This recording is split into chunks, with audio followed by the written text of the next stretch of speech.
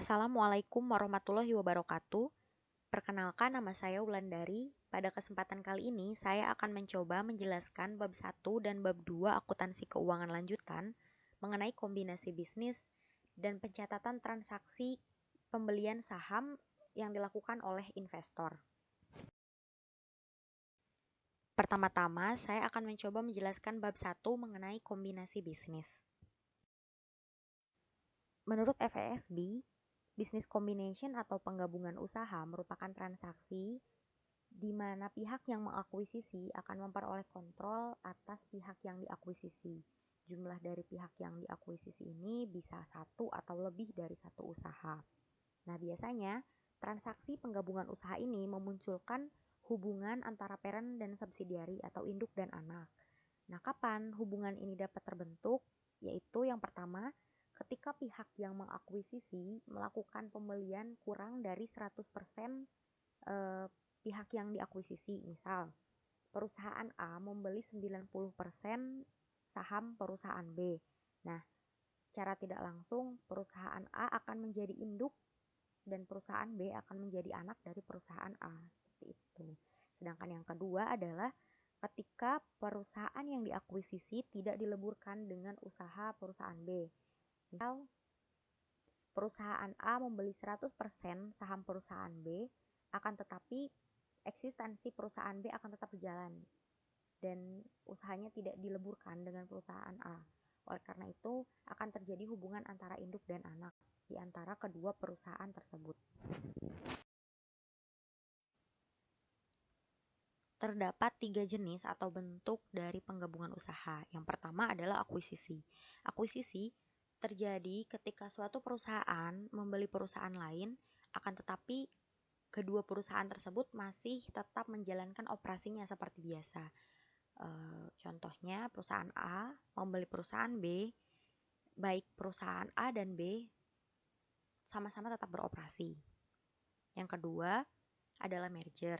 Merger terjadi ketika sebuah perusahaan membeli perusahaan lain, akan tetapi salah satu perusahaan dileburkan terhadap perusahaan satunya. Jadi hanya akan ada satu perusahaan yang berdiri. Sedangkan yang ketiga adalah konsolidasi. Konsolidasi terjadi ketika dua buah perusahaan melakukan penggabungan usaha, namun keduanya melebur dan membentuk usaha baru dengan nama yang baru pula. Yang kedua, apabila consideration transfer atau nilai yang dikeluarkan lebih kecil dari total net asset perusahaan anak, maka perusahaan induk atau investor harus mengakui adanya gain on the bargain purchase atau laba atas pembelian sebesar selisih dari nilai yang dikeluarkan dengan nilai net asset perusahaan anak. Contoh, perusahaan anak memiliki fair value net asset sebesar $100.000, akan tetapi perusahaan A membelinya dengan nilai $90.000. Jadi kita mengeluarkan lebih sedikit daripada apa yang kita dapat. Oleh karena itu, kita memperoleh laba atas pembelian. Seperti itu.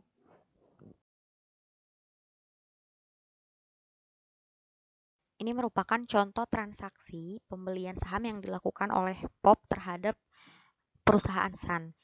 Jadi ceritanya perusahaan POP ingin membeli saham perusahaan Sun, lalu karena ia memerlukan uang, ia menerbitkan 100.000 lembar saham dengan nilai par sebesar $10 per saham. Nah, ternyata sahamnya si POP ini terjual sebesar $16 per saham sehingga ia memperoleh uang sebesar 1.600.000. Nah, ia membeli perusahaan Sun dengan nilai 1.600.000 tersebut sehingga terdapat nilai investasi Insan sebesar 1.600.000. Lalu ia juga mencatatkan nilai saham yang ia terbitkan sebesar $10 per saham dengan total nilai 1 juta dan paid in capital sebesar 600.000 yang didapat dari 16 dikurangin $10 dikali 100.000 lembar. Selanjutnya, ternyata ketika menerbitkan saham, perusahaan POP perlu mengeluarkan $80.000 untuk membayar biaya konsultasi dan $40.000 untuk mendaftarkan penerbitan saham.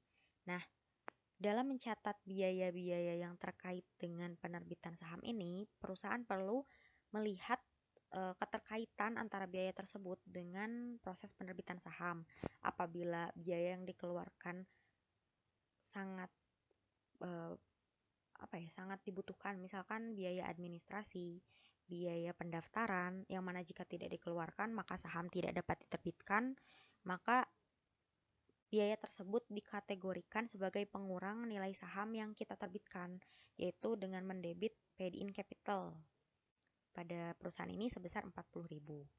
Nah, apabila biaya tersebut tidak terlalu mandatori seperti biaya konsultasi, yang mana perusahaan bisa menentukan apakah ia butuh konsultasi atau tidak, tapi perusahaan tetap bisa menerbitkan saham, hal ini dimasukkan ke dalam investment expense yang nantinya mengurangi pendapatan pada periode tersebut.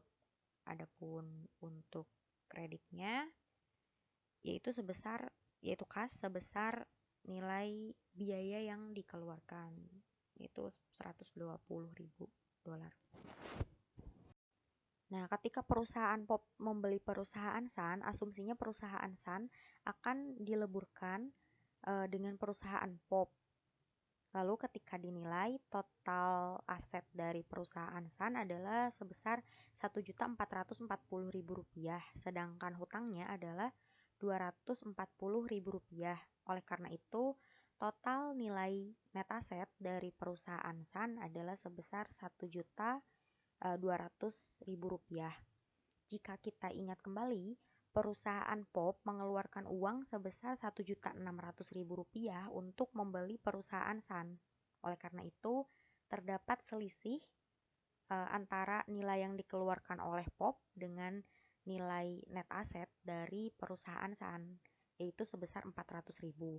Nah, nilai tersebut diakui di laporan keuangan POP sebagai goodwill, pembelian yang dilakukan terhadap SAN atau goodwill dari SAN yang diakui oleh POP. Selanjutnya, bab 2 mengenai pencatatan dan pelakuan akuntansi terhadap transaksi pembelian saham dari sisi investor. Pencatatan transaksi pembelian saham sangat dipengaruhi oleh jumlah saham yang dibeli dari suatu perusahaan. Ketika perusahaan A misalkan membeli kurang dari 20% perusahaan B, maka perusahaan A dikatakan memiliki pengaruh yang sangat kecil terhadap perusahaan B atau tidak terlalu berpengaruh, sehingga ia dapat mencatatkan pembelian saham dengan metode fair value. Sedangkan yang kedua, ketika perusahaan A membeli 20 sampai dengan 50% perusahaan B, maka ia dapat dikatakan berpengaruh dan perlu mencatatkan transaksi pembelian saham dengan menggunakan metode ekuitas atau equity method. Yang ketiga, ketika perusahaan A membeli lebih dari 50% atau lebih dari setengahnya perusahaan B, maka ia dikatakan memiliki kontrol atas perusahaan B dan perlu melakukan konsolidasian atas laporan keuangan perusahaan B. Tabel ini menunjukkan perbedaan pencatatan ketika perusahaan tidak berpengaruh terhadap perusahaan anak atau memiliki pengaruh yang signifikan. Yang pertama, ketika perusahaan tidak berpengaruh terhadap perusahaan anak. Contohnya, perusahaan A membeli 10% saham perusahaan B. Oleh karena itu, perusahaan B harus mencatat transaksi ini dengan menggunakan fair value method. Bedanya, perusahaan A akan mengakui pendapatan ketika perusahaan B mendeklar dividen. Nah, yang kedua adalah ketika perusahaan dikatakan memiliki pengaruh yang signifikan. Contohnya, ketika perusahaan A melakukan pembelian sebesar 80% terhadap perusahaan B. Nah, perusahaan A harus melakukan pencatatan dengan metode equity, yang mana perusahaan A harus selalu menyesuaikan nilai investasi ketika perusahaan B mendeklar dividen maupun mengakui adanya pendapatan. Contohnya, ketika perusahaan A membeli 80% perusahaan B dan perusahaan B mengakui sebesar $100.000 pendapatan, maka perusahaan A harus menambahkan $80.000 atau 80% dari $100.000 pendapatannya ini ke dalam nilai investasi yang ia masukkan ke B. Tabel ini menunjukkan perbedaan pencatatan yang dilakukan ketika perusahaan tidak berpengaruh atau memiliki pengaruh yang signifikan terhadap perusahaan yang sahamnya dibeli. Contoh yang pertama, ketika perusahaan tidak terlalu berpengaruh atas perusahaan anak. Misal perusahaan A membeli saham perusahaan B 10%.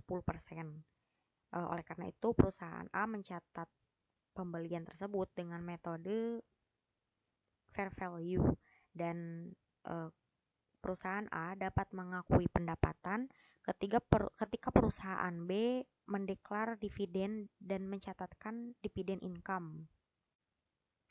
Yang kedua, ketika perusahaan A membeli katakanlah 30% dari perusahaan B, maka perusahaan A harus mencatat transaksi ini dengan menggunakan equity method. Pada metode ini, perusahaan A harus selalu melakukan penyesuaian atas investasi terhadap perusahaan B ketika perusahaan B mengakui adanya dividen maupun pendapatan. Nah, penyesuaian ini akan bergantung pada persenan saham yang dimiliki. Contoh, ketika perusahaan B mengakui adanya $100.000 pendapatan, maka investasi perusahaan A di B akan bertambah sebesar 30% dari pendapatan B, yaitu 30.000, seperti itu. Contohnya, perusahaan Sun memiliki 10.000 lembar saham. Nah, pada tanggal 1 Juli, perusahaan POP membeli 2.000 lembar saham atau sekitar 20% dari total saham yang dimiliki Sun dengan uang sebesar $50.000. Oleh karena itu, perusahaan POP mencatat transaksi ini dengan menggunakan metode fair value karena perusahaan POP dikatakan tidak memiliki pengaruh yang signifikan karena kepemilikannya hanya sebesar 20%. Adapun pencatatannya yaitu investment in Sun didebet sebesar 50.000 dan kas yang dikeluarkan dikredit sebesar 50.000. Lalu, karena perusahaan POP mencatat transaksi ini dengan menggunakan metode fair value, ketika perusahaan Sun mendeklar atau menyatakan bahwa ia akan membagi dividen sebesar 2.000, misalkan, maka perusahaan POP akan melakukan pencatatan pengakuan adanya dividen income sebesar 2.000 dan yang di debitnya adalah dividen receivable atau piutang dividen. Karena POP melakukan pencatatan dengan menggunakan metode fair value, maka ketika perusahaan Sun mengakui adanya pendapatan sebesar 25.000, perusahaan POP tidak melakukan pencatatan apapun karena asumsinya perusahaan POP tidak memiliki pengaruh sama sekali terhadap perusahaan Sun dan pendapatan yang diperoleh oleh Sun tidak berpengaruh terhadap nilai investasi yang dimiliki oleh POP.